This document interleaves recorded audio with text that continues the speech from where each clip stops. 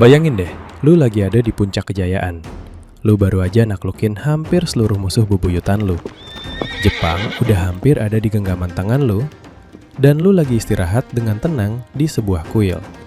Tapi tiba-tiba, di tengah malam buta, lu kebangun. Nani? Karena suara teriakan perang dan bau asap. Lu ngintip keluar jendela, dan ternyata kuil tempat lu nginep udah dikepung oleh ribuan pasukan bersenjata lengkap. Dan yang paling bikin lu shock adalah bendera pasukan yang ngepung lu itu bukan bendera musuh. Itu bendera dari jenderal kepercayaan lu sendiri. Tangan kanan lu sendiri. Jenderal yang paling lu percaya baru aja nusuk lu dari belakang. Plot twist banget sumpah.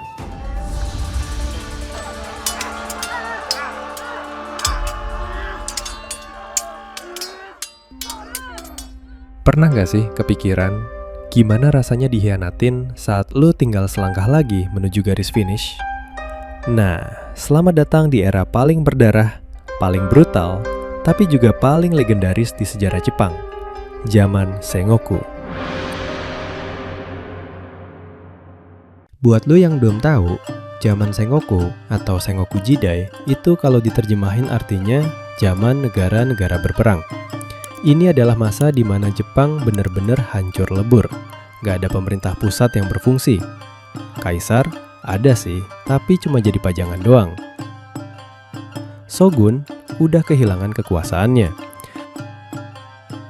Akhirnya, para pemimpin daerah yang disebut daimyo pada bikin aturan sendiri dan saling bacok demi ngerebutin kekuasaan tertinggi. Ibaratnya ini tuh masa-masa battle royale di dunia nyata. Bertahan hidup atau mati. Di tengah kekacauan ini, sejarah Jepang ngebawa kita ke 3 tokoh utama yang bakal ngerubah nasib negara itu selamanya. Mereka ini sering disebut sebagai 3 pemersatu Jepang. Tapi percaya deh, sifat mereka bertiga tuh beda-beda banget, udah kayak batu gunting kertas. Tokoh yang pertama, Oda Nobunaga. Dia ini bos besar yang visioner banget, tapi super kejam. Orang-orang pada zamannya manggil dia Raja Iblis. Dia nggak peduli sama tradisi, dia cuma peduli sama hasil.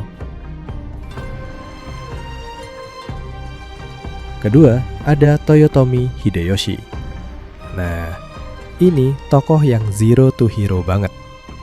Dia lahir bukan dari keluarga samurai, melainkan cuma anak petani miskin yang jelek dan sering diledek mirip monyet. Tapi otaknya cerdik luar biasa. Terakhir ada Tokugawa Ieyasu. Kalau Nobunaga itu tukang dobrak dan Hideyoshi itu si pintar yang lincah, Ieyasu ini adalah definisi dari pepatah, orang sabar disayang Tuhan. Tingkat kesabarannya bisa jadi setara sama warga Bekasi yang kerja di Tangerang, naik angkot ke stasiun, terus naik KRL dari rute ujung ke ujung. Level sabar tingkat dewa. Dia selalu nunggu momen yang paling pas buat menang. Terus, gimana ceritanya Battle Royale ini bisa mulai mencapai puncaknya? Semuanya berawal dari sebuah kejadian gila di tahun 1560 yang dikenal sebagai pertempuran Okehazama. Waktu itu, Oda Nobunaga masih dianggap sebagai pemimpin daerah yang remeh. Wilayahnya kecil, pasukannya dikit. Tiba-tiba, dia diserbu sama daimyo raksasa bernama Imagawa Yoshimoto yang bawa sekitar 25.000 pasukan. Padahal, pasukan Nobunaga saat itu cuma sekitar 2.000 sampai 3.000 orang doang. Secara logika, Nobunaga pasti mati. Tapi, alih-alih menyerah atau bertahan di kastil nunggu ajal, Nobunaga malah ngelakuin hal gila. Waktu hujan badai turun deras banget, dia manfaatin cuaca buruk itu buat nyelundup dan nyerang langsung ke tenda utama Imagawa. Pasukan musuh yang lagi pada santai dan mabuk-mabukan langsung kaget setengah mati. Kepala Imagawa ditebas hari itu juga.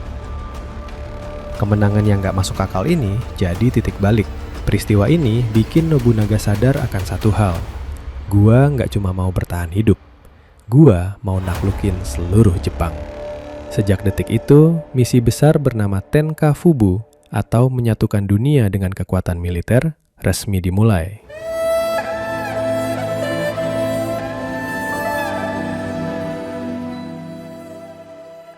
Nah, kalau lu sering main video game atau nonton anime, pasti nggak asing deh sama era Sengoku ini. Lu tahu game Sengoku Basara? Di game itu, tokoh-tokoh yang lagi kita bahas ini digambarin super lebay, tapi keren banget.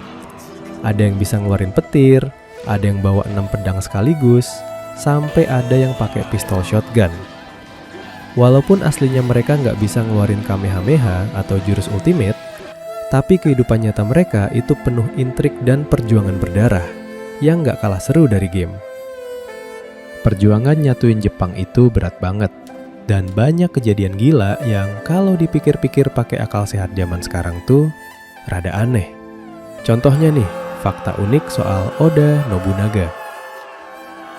Saking kejam dan eksentriknya dia, waktu dia berhasil ngalahin musuh bebuyutannya, dia nyuruh orang buat ngambil tengkorak kepala musuhnya itu, dilapis pakai emas, dan dipajang di tengah meja perjamuan waktu perayaan tahun baru buat pamer kekuasaan.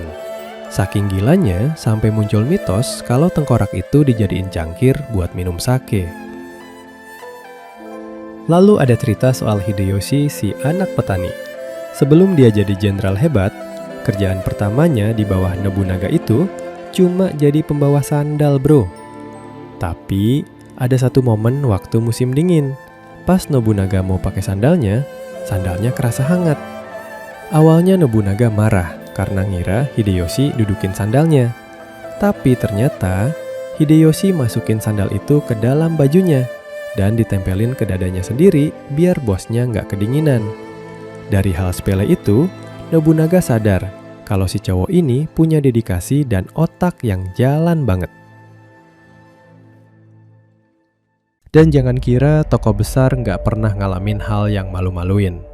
Tokugawa Ieyasu, si calon pemenang utama kita, pernah ngalamin momen paling memalukan dalam hidupnya di pertempuran Mikatagahara. Waktu itu dia kalah telak lawan jenderal jenius bernama Takeda Shingen. Ieyasu harus lari terbirit-birit kabur dari medan perang.